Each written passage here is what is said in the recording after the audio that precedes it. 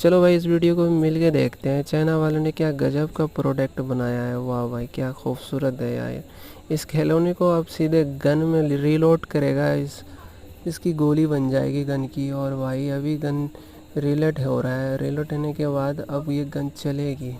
अब निशाना लगा रहा है भाई, क्या गजब का भाई। ये देखो लाइन्स भी चालू हो गया और इससे सिरिंज से अब क्या डाल रहे हैं पता नहीं मेरे को। आप सबको पता है तो कमेंट में ज़रूर लिखना। और यूँ देखो भाई निशाना चालू कर रहा है।